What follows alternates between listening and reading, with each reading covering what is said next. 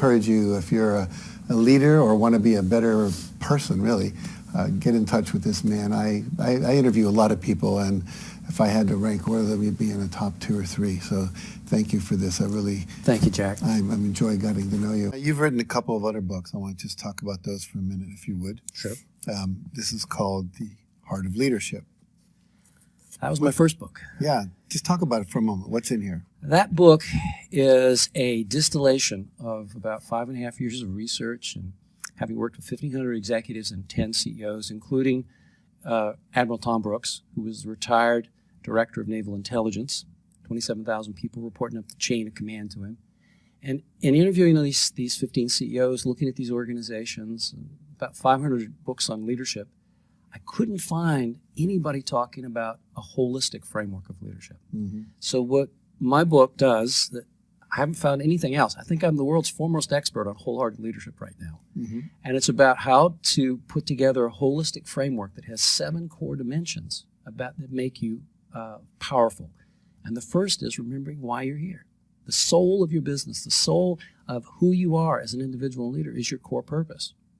And then the vision of where you want to go, how it's going to live over a period of time. And then courage, big ones.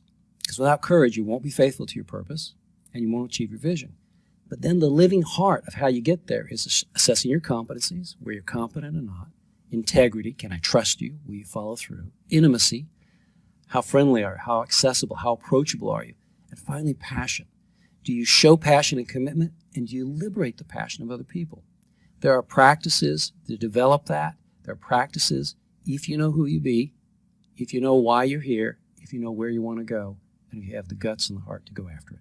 Beautiful about this story. I want to tie it back into what we started with you as a leadership consultant and a trainer and coach and all that, is that it's possible for us to transform. And as we transform, everything around us transforms. Yes. And you are really helping leaders become the full human potential that they are and step into being fully functioning human beings. Whether it's, you mentioned 7 aspects of courage, there's usually 1 or 2 missing. And as we step into that, we become the kind of leader that really can take an organization to the next level. And I know you have a lot of success stories about that because they're in your book and we've talked about them.